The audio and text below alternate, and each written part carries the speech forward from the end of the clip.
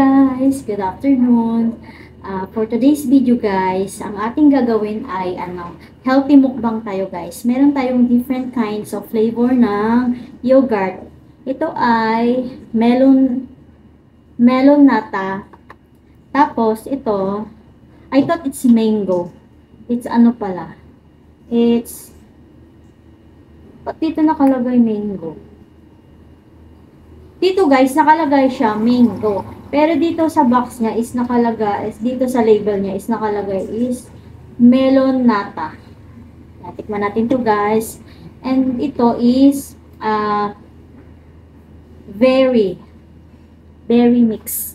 Then dito ay buko nata. Buko pandan. Parang buko pandan. Ayan guys. Tapos dito naman is ating fruits. Meron tayo ditong grapes, apple, and kiwi, and banana. Yan ang ating mukbang for today, guys. I don't know if nakikita nyo. And, yan.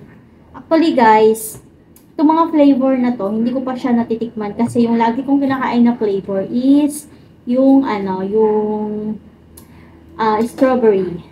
Strawberry flavor. Ito, bubuksan natin. Hindi ko pa ito nabuksan, guys, eh. Yan, buksan natin. Dapat pala binuksan. Oh my God, nasirang kuko ko. Dapat pala binuksan ko na to.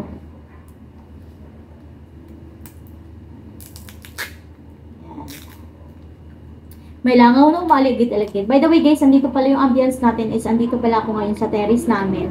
Kasi si Mike nagpapamasahe sa kwarto. Hindi kasi dumating yung masahista ko guys, kaya ayun. Mag-vlog na lang tayo. Ito guys, unang titikman ko guys is itong melon flavor na yogurt.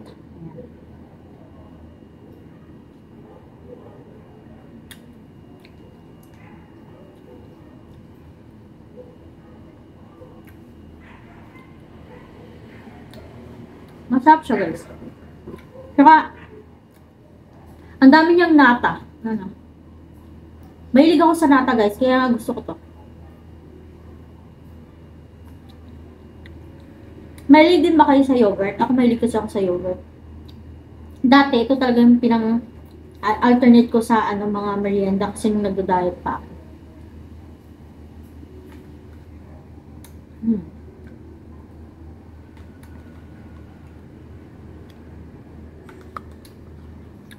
Mamaya, iti-taste rate natin to kung sinong pinakamasarap sa kanila. Naumay na ako dun sa strawberry guys, kaya nung nag-grocery kami, hindi ako kumuha ng strawberry flavor na nata.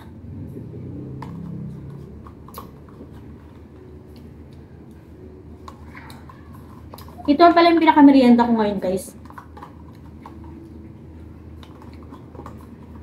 And konti lang din kinain ng kong rice kanina.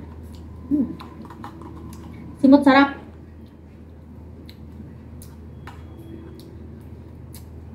Boss.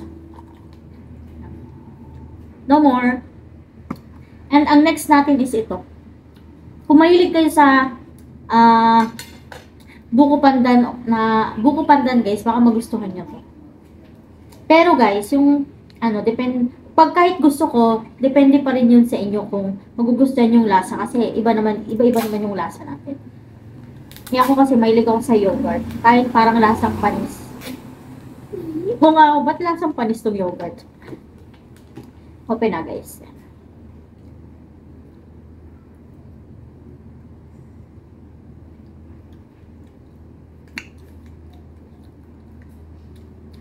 Para kayong kumain nito ng buko pandan na lasang panis. Pero masarap siya guys. Kasi ganoon naman talaga lasa ng yogurt eh. Parang lasang panis.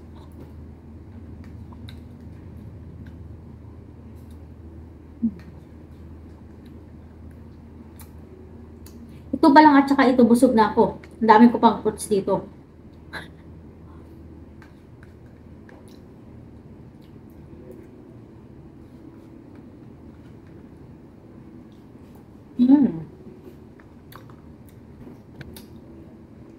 Medyo maasim-asim lang talaga lasa ng yogurt guys.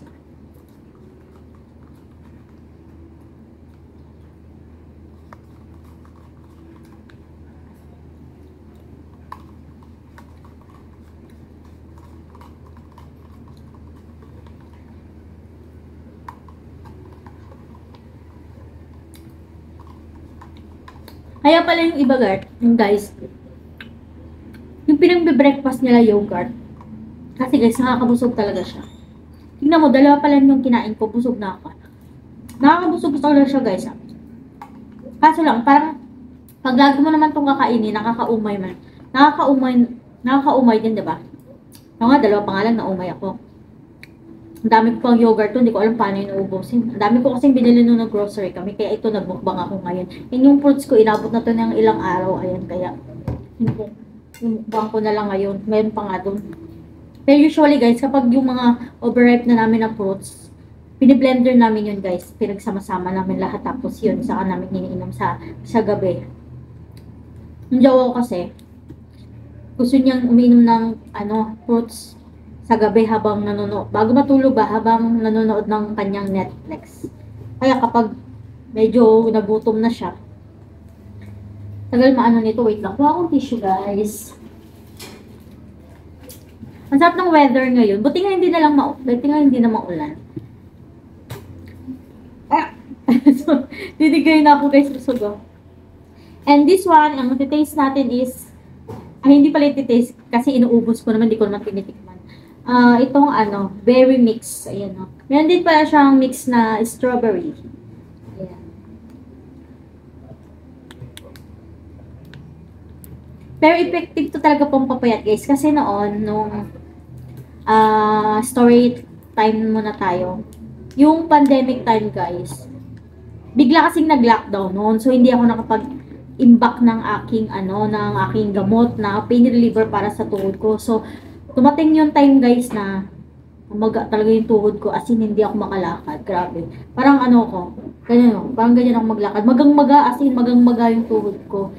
Tapos, doon ko na-research yung mga bawas sa akin, yung mga dapat kong kainin, tsaka yung anong food na makakapag-boost ng aking immune system. Kasi, wala akong gamot wala akong choice kundi mag-diet. So, ang ginawa ko guys, binukod ko yung kinakain kong pagkain, like, puro fish lang ako na walang timpla. As in, tinis ko yun. Siguro mga 3 months din akong ganun kasi 'di ba sarado yung mga bilihan ko ng gamot which is yung SM. Doon ako nabili ng aking pain reliever Nasali ko din sa vlog ko dati. Tapos sila kumakain sila ng masasarap, mga ribs, mga pizza. Ako saging, yogurt, fruits. Yun ang ginawa ko guys. So far naman guys, gumaling ako tapos ang tagal ko nang hindi gumamit ng pain reliever. Tapos yun na ulit, naging ulit ako sa katawan ko, naging abusado.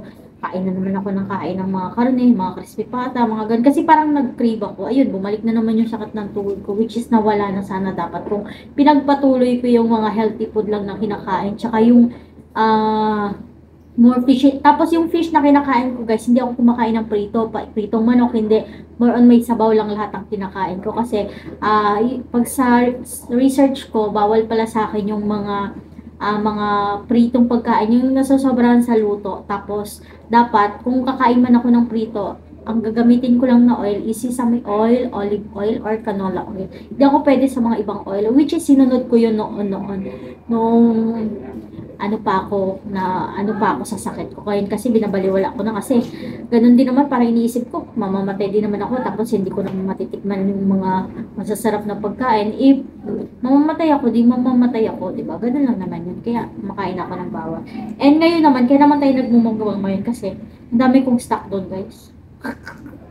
Ang dami kong stock kaya ito, binubukbang ko ngayon. And wala rin kasi akong magawa ngayon wala naman yung masahista ko, hindi dumating kasi pinapasok siya ng kanyang boss. Ito, ang tagal na, puro ako kwento, kainin na natin.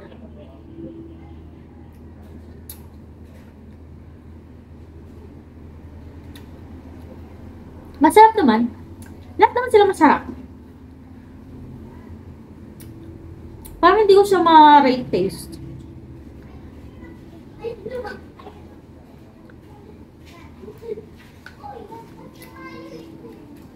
Pasensya na kayo kung meron kayong mga noise na maririnig sa aking background kasi guys, nasa terrace ako ngayon, so maraming dumadaan dyan sa labas namin. May iingay.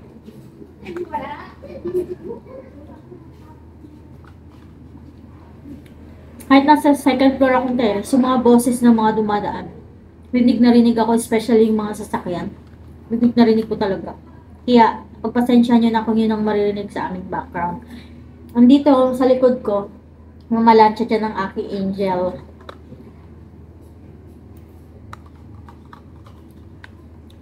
Mm. Mm.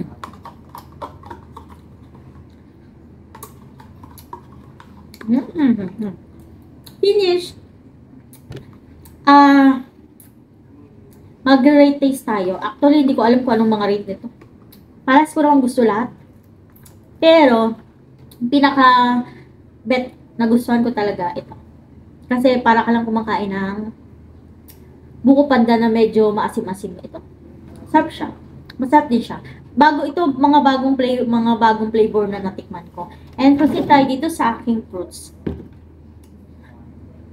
Hindi ko alam kung maubos ko tong strawberry kasi ay yung itong grapes na to. Pero unahin ko tong banana kasi medyo sour yung kinain natin. So, mag-sweet muna tayo. Alam nyo ba guys, ang gusto ko sa banana is hilaw. Ayoko yung overripe na banana or yung papunta na sa sobrang hinog. Gusto ko siya yung parang kulay green. Parang pag green pa or ganon. Yung parang may yellow green pa lang kulay niya. Ayoko talaga nung yung hinog na siya. Ayoko kasi ng matamis na banana. Ito, hilaw pa to guys. Andito mo niya. Hindi pala. Medyo yellow green pa ang kulay nito guys. Ay gusto ko mga gantong banana. Kaya napapansin nyo, yung kumakain kami ni Mike, lagi kami may banana. Pero pag yellow na yung kulay nun guys, hindi ko na kinakain. Si Mike na lahat kumakain nun. Ito, kiwi. Isa sa favorite ko na prutas guys is kiwi. Weird ko no. Pero gusto ko lang din siya kapag hindi pa din siya ganong hinog. Yung matigas pa siya guys. Kasi gusto ko yung naghahalo yung yung tamis tsaka asim.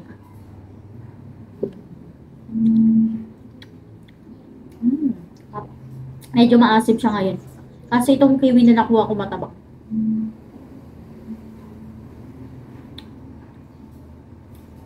At alam nyo ba din guys, na hindi ako mahilig sa apple.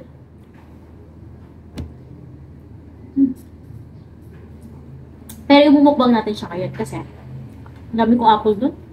Pero ito ng mga apple na to, piniblender namin gabi-gabi. Hinaluan namin ng banana.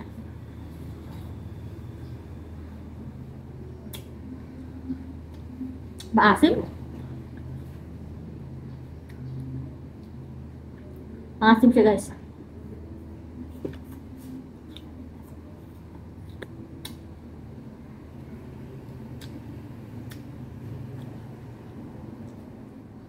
Ito, seedless na strawberry, grapes. Ang gusto ko talagang matikman na prutas guys is gusto ko yung cherries. O tsaka yung mga berries. Yun yung gusto ko talaga matikman. Kaya lang, sa SM walang ganun. One time bumili ako ng frozen. Frozen na mga berries, mga ganun. So, nung kakainin ko na, so dinifrost ko. Yak, parang lata. Pang shake lang pala yun. Akala ko kasi kapag yung frozen na yun, kapag buo siya, kapag hindi na siya malamig. Yun pala, pag hindi siya malamig, para siyang lata. Hindi ko nagustuhan. Kaya, pag doon ka pala makakabili ng mga ganun berries I think sa SNR or Landers. Kaso, hindi naman kami napunta doon kasi yung jowa ko gusto lang sa SM kasi 'di ba yung mga SNR ayaw niya mag-grocery doon kasi wala kang lalagyanan. 'Di ba? Tignan mo yung mga nag-grocery doon, 'di ba walang mga lalagyanan. So, mga box, walang mga sa SM na, pwede ka magdala ng mga eco bag or pwede mo rin ipa-box. Doon sa mga groceries na ganyan, wala kang tignan mo yung iba, di ba? Yung pushcart nila, dinadala sa sakyan, tapos doon na nila nilalagay yung mga hindi man lang nilalagay sa mga eco bag, mga ganyan. Kaya yun ang ayaw ng akong jowa. Dami kong daldal.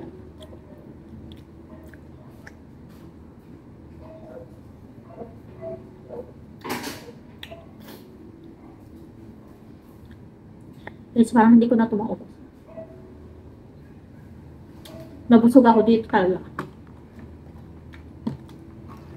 Nakabusog talaga siya, guys. Kaya kung nagda-diet man kayo, ito, direct, nagda-diet kayo, tapos gusto nyo mabilis mabusog. Nakabusog talaga, guys. Siguro kung hindi ko to kinain, mauubos ko to. Kasi sa totoo lang, busog na busog ako, guys. Walang halong kasinungalingan. Nabusog talaga ako. Pero, parang ang lungkot naman ng buhay mo kung araw-araw ganito kakainin mo. Kain na tayong crispy pata.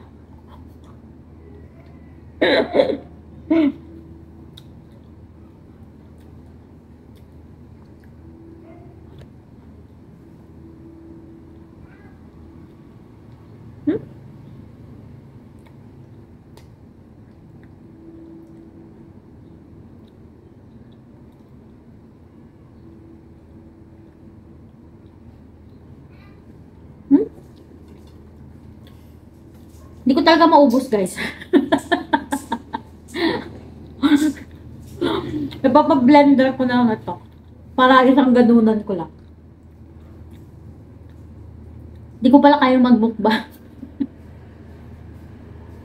Ay, ewan ko. Diyos ko. Ay, yan, guys. Papablender ko lang to, guys, para isang kainan lang. Ito lang.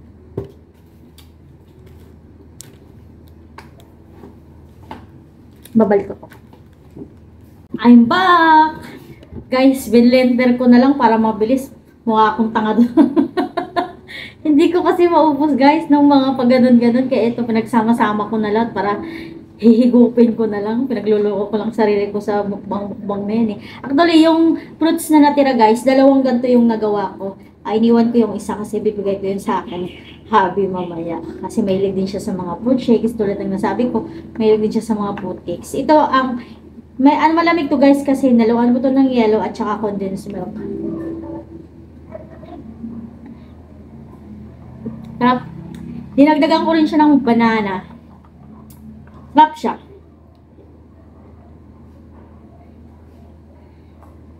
Parang mas mabilis, mas masarap i-blender, guys, sa yung kainin mo ng isa-isa. Kasi ito, lalagukin mo na lang eh. Yung pa isa-isa, tagal-tagal lang, asim pa.